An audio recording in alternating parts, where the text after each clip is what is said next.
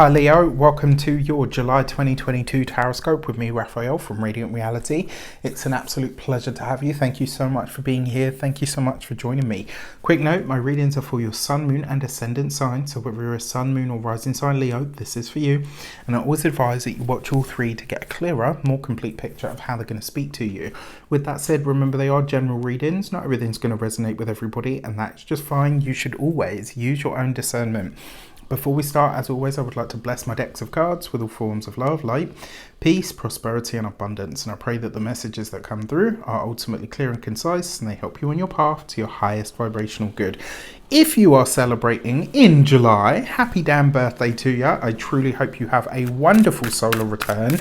Remember to fill the day of your birthday or your ascendant return point or your lunar return point, fill it with everything that you like, a little bit of everything that you want the entire next 12 months in it to have for you. All right, this is a way of imprinting the universal energies to say I want more of this. So with that said, I will for your actions and interactions with the world at large, you've got the Hanged Man.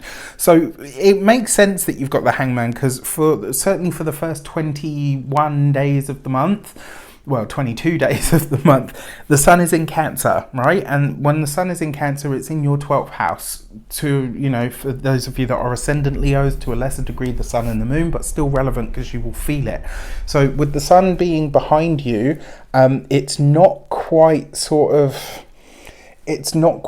yet pouring its light, heat, vitality and energy into you until it comes into the sign of Leo.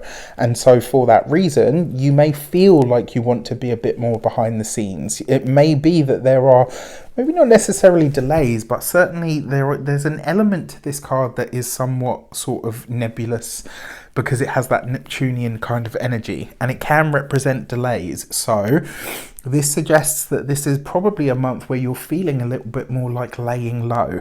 Because it is the Hanged Man, I will say, do expect a delay or two. It's not the end of the world. It's not, oh, none of my plans are going to work, nothing, it's not all of that. It just means that in terms of your actions, maybe you're having to be a bit more strategic about them, and maybe, just maybe, there's a feeling of sort of almost like pushing against the tide. So just something to be aware of over the course of this month. If you're dedicating time, energy and effort to your spiritual path, however, you could make masterful strides around that at this time. For your communications and conversations, you've got the Two of Swords.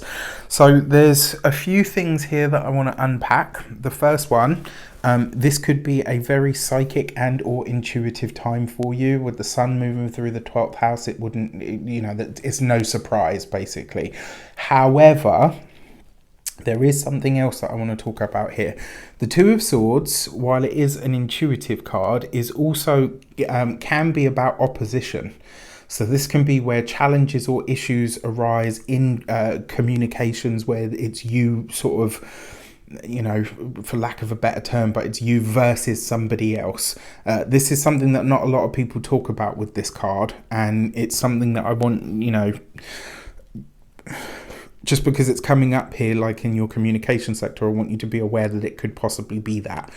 You've got this with the Hanged Man, which means that it's maybe something that you've bitten your tongue on for a while, maybe something that you've held back on, and it's like now you can't not say something. Now you can't not sort of, maybe not fly off the handle, but there's definitely something that you need to get out. There's something that you need to share, and this may be that somebody else is opposing you. Somebody's working either at cross purposes from you. Remember as well, the sun in the 12th house, the house of hidden enemies. So this could be people that are maybe not necessarily in their integrity. You can't hold on to that. It's not your stuff, it's theirs. But be aware of this, because it might be with the Hanged Man and the Two of Swords, maybe this is words or things that you're not privy to, but will affect you anyway in some way. This could also be a battle or a challenge of words that you're having to have, and it may be, because you've got the Hanged Man here, maybe up until now you've been biting your tongue or holding yourself back, or not even cutting off your nose to spite your face, but maybe you have, what's the word that I'm looking for, or the turn of phrase? It's like maybe you've given or you're always the one to back down or change your plans or whatever. And it's like this month you're saying, you know what, no more of that. I'm done with it. I'm well and truly done with it. Pay attention to the intuition that comes up in and around conversations this month, because if somebody's telling you porcupines, you will pick it up straight away. Remember, Leo is a big cat, and cats are very psychic beings. For your love and relations, you've got the Knight of Wands. I actually really like that, especially with the Two of Swords, because even though, yes, you know, there could be some not necessarily easy conversations that are being had, I like that with the Knight of Wands, because for those of you that are partnered, married, or in long-term commitments, this could be like, you know, you hash it out, like you say what you need to say, you get it all off your chest, and then everything's like, okay, now I've got my passion back. It's like you needed to stand up for yourself, or maybe your partner needed to stand up for themselves, and rather than it create massive problems, it actually brings you closer in some way. It reignites the spark of passion. And you know, it's true, like I'm not saying that, you know, arguments are healthy if you're having them all the time, but they are if you're having them every so often, because it means that you're still fighting for something in the relationship. Otherwise, it's just everybody sort of rolling over and showing their belly. It's not good for anyone. When it comes to your those of you that are single, that Knight of Wands, I gotta say, dear Leos, this might be a month where you're kind of like out on this date, out on that date, just going for it, going for it. And maybe somebody, a friend or a loved one, kind of mentions it in passing, and your response is kind of like a flamethrower for a cigarette lighter. You know, it's just like, leave me be. Like, you're a little bit of a Felicia this month, you know, going here, there and everywhere. Which, you know, not necessarily a bad thing. It could also be that you're, I want to say, like, for some of you, it does, and you know, on the other side, it could be stifled passion as well, just because of the other cards that are here. For your money and materials, you've got the Five of Swords. So this could be a challenging conversation around money. It could be as well that some plan is delayed because of resources or because of finances in some way.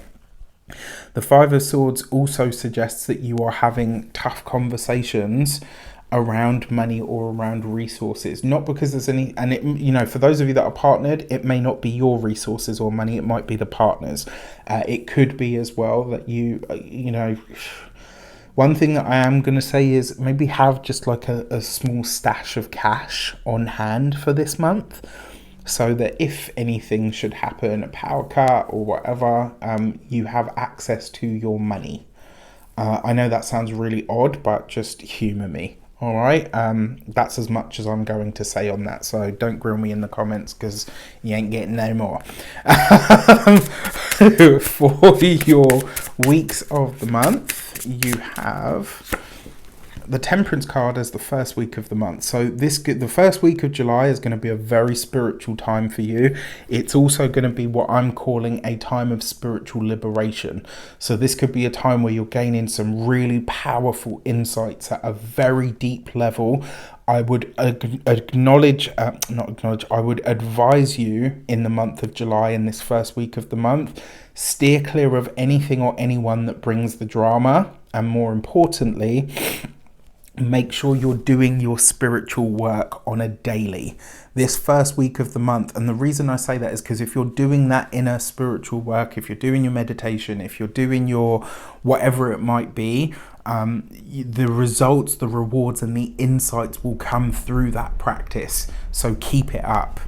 For your second week of the month, you've got the Devil card with the Two of Swords. So there's a hard conversation coming up, and I got to be honest, you know, earlier for one of the other signs, I think it was Taurus, I gave an example and I said, you know, not all hard conversations are negative. Sometimes it's, you know what, babe, I love you, but, you know, I've been offered this job in another part of the country, you know, and I'm going to need to be away for like 8 months over the course of the next year. That's a hard conversation, but for a great reason. This, however, looks like a hard conversation because it's a hard conversation. There may be things that need to be spoken about. There may be things that need to be shared or divulged. There may be a discovery of some sort, because it is the Two of Swords after all. There might be a discovery of some sort that, maybe changes the way that you view something or someone. For your third week of the month, you've got the Chariot card. Looks like a lot of Leos, whether single or partnered, this third week of the month is likely when you're doing some form of travel. Doesn't have to be abroad. It could just be in your local area. It could be to go and check another area out. For some of you, maybe you're meeting up with a fling or a date, or something like that. Maybe you're having someone come stay with you from a place that's further afield. That's very possible. For those of you that are partnered, married, or in long-term commitments, this is a holiday. But because you've got the Hanged Man here, I will say expect some sort of delay or drama. We're already seeing this on the wider world stage as I'm recording this. It's chaos in the UK, so very possible. I do really like this for turning a corner in a relationship, though, over a difficult hump. And reigniting the spark. Like, this is you and your significant other getting back in the saddle. If it's been a while, this could be where that while comes to an end. For your fourth week of the month, you've got the Magician. So there's a few ways that you could read this. All right, the Magician can be the trickster, so there's that aspect of this. But on the flip side of it, and that comes up with the Five of Swords. So this could be where somebody has told you a lie, told you a fib, where maybe you catch somebody out. It could be where and it will be spontaneous as well. It won't be like you go looking for something and then you find something. It's going to be like, this will be information that just comes to you unbidden. And when it does, it will, you will be able to make an informed decision because of it. On the other side of it, this could literally be you. I like the Magician card with that Five of Swords, because it means that you could be fighting an authority or somebody that's in a position of what feels like power over you. You could go up against them and you win. You come out of it the victor, to say, no, hang on a sec, you're in the wrong here, and I'm pushing that as far as I possibly can. So this could be powerful. On July the 28th, we've got the new moon in the sign of Leo. So this is a new moon in the first house. When I talk astrology, this is always from the ascendant first, to a lesser degree, but still relevant, the sun and the moon.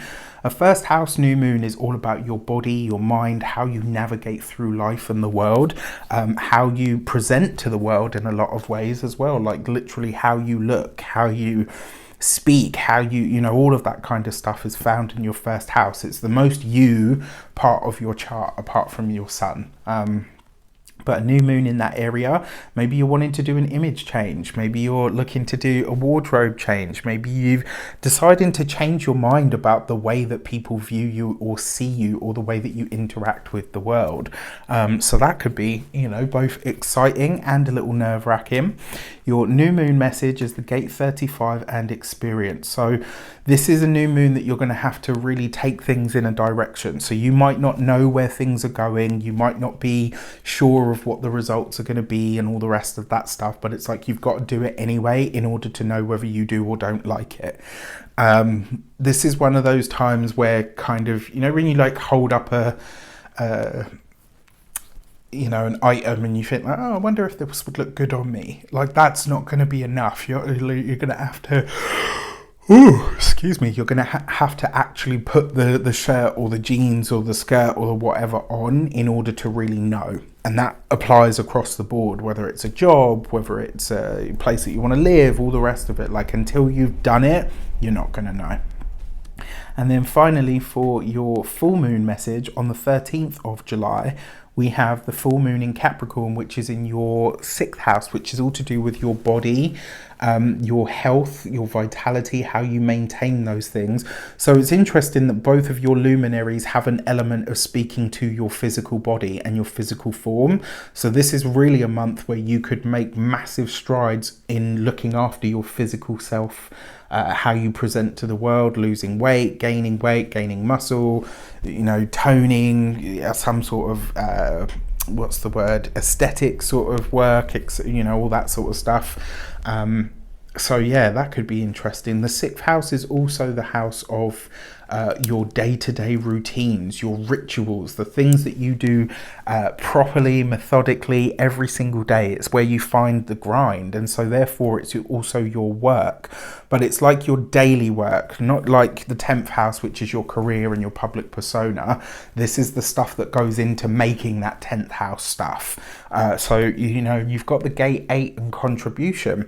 I like this because it's very much about finding your unique voice and where it is that you bring something that nobody else can bring, or you bring something that, you know, in a way that only you can develop. And it's also a very creative energy. So, and you know, it's got the sunflower on it, which interestingly enough, you know, Leo is ruled by the sun, and so therefore sunflowers are your domain.